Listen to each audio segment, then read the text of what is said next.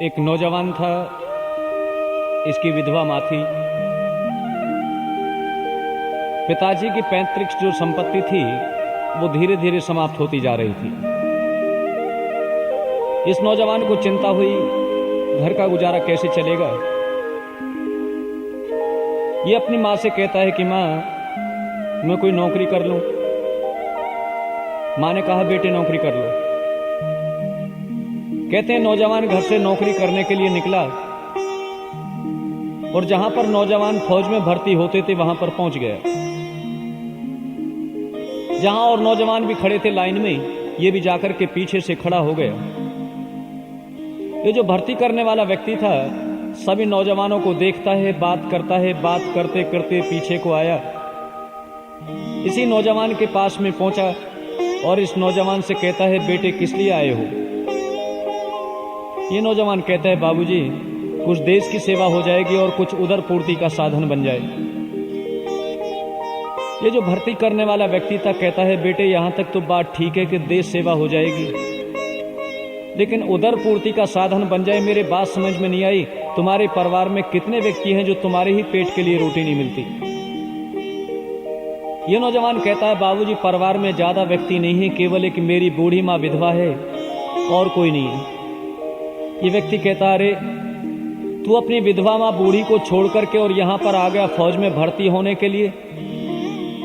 एक बात बता, अगर मैं तुझे भर्ती कर भी लूं, अगर कहीं तू देश की सेवा करते हुए देश के ऊपर बलिदान हो गया तो नौजवान तेरी इस बूढ़ी माँ की सेवा कौन करेगा। जब इस बात को सुना नौजवान उदास हो गया।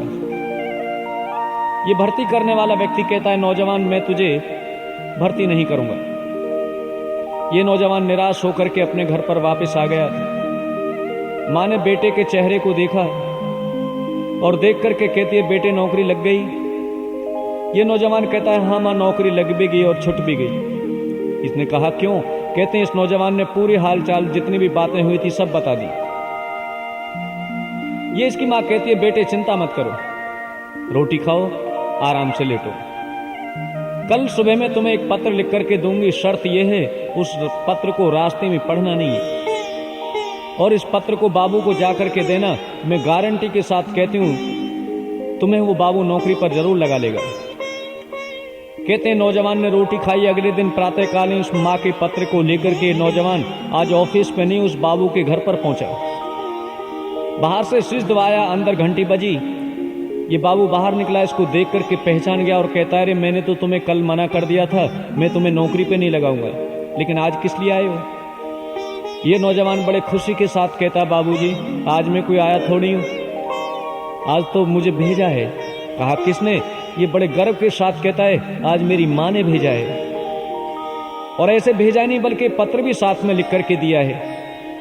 कहते हैं इस बाबू को जब इसने पत्र दिया, इस ऑफिसर ने इस पत्र को पढ़ा, पढ़ करके ड्राइवर का इंतजार नहीं किया और इस नौजवान से कहा कि नौजवान मेरी गाड़ी में बैठो, मुझे अपने घर का रास्ता बताओ। यह नौजवान इस ऑफिसर को अपने घर पर लेकर के गया और जाकर के देखता है कि दरवाजा बंद है। इसने बाहर से आवाज लगाई, मारे खुशी के उछल पड़ा और कहता है, माँ जिस बाबू ने मुझे नौकरी पे लगाने से इनकार कर दिया था, देखो आज तुम्हारे पत्र को पढ़ करके यहाँ पर आए हैं, तुम दरवाजा खोलो। कहते इसने बहुत आवाजें लगाई, दरवाजा नहीं खुला। फिर इसने कुंडी खटखटाई तो भी दरवाजा नहीं खुला। कहते हैं किसी प्रकार से इन दोनों ने यत्न करके दरवाजे को तोड़ा। तोड़ करके देखें इस नौजवान की मां अंदर पेट में चाकू मार करके मरी पड़ी है। तभी तो किसने कहा कि ऐसे माता पिता जो अपने संतान के लिए सब कुछ सर्वस्व सब कुछ लुटा देते हैं, अपना सब कुछ अर्पण कर देते हैं, ऐसे माता पिता के ऋण से उर्ण होना बड़ा मुश्किल है। हमें माता पिता की सेवा करनी चाहिए।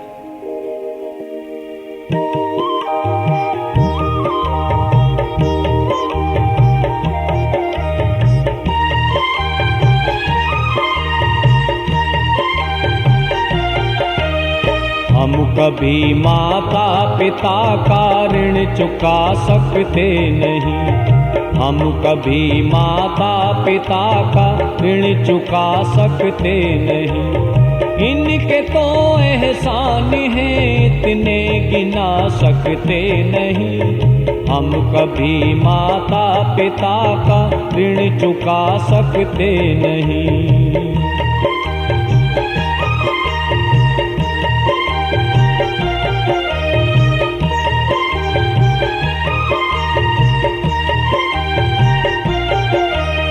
ये कहाँ पूजा में शक्ति, ये कहाँ फल जापिका। ये कहाँ पूजा में शक्ति, ये कहाँ फल जापिका। हो तो हो इनकी कृपा से खातिमा संतापिका। इनकी सेवा से मिले धन ज्ञान बल लंबी उम्र। स्वर्ग से बढ़कर है जग में आसरा माँ बाप का। इनकी तुलना में कोई वस्तु बिला सकते नहीं। हम कभी माता पिता का ऋण चुका सकते नहीं। हम कभी माता पिता का ऋण चुका सकते नहीं।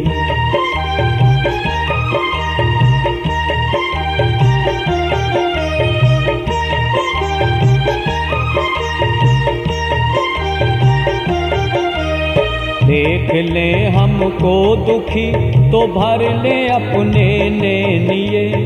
देख ले हमको दुखी तो भर ले अपने नेनिए। एक हमारी सुख की खातिर तड़पते दिन रैनिए। भूख लगती प्यास ना और नींद भी आती नहीं। कष्ट हो तन पे हमारे हो उठे बेचैनिए। इनसे बढ़कर देवता भी सुख दिला सकते नहीं। हम कभी माता पिता का ऋण चुका सकते नहीं। हम कभी माता पिता का ऋण चुका सकते नहीं।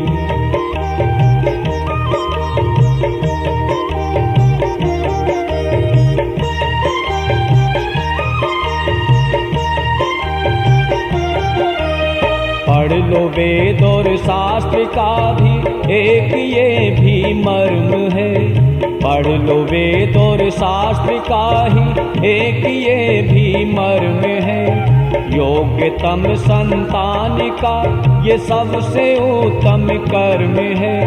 जगत में जब तक जिए सेवा करे माँ बाप की।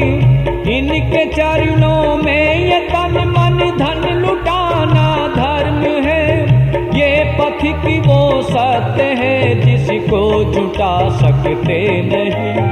हम कभी माता पिता का ऋण चुका सकते नहीं।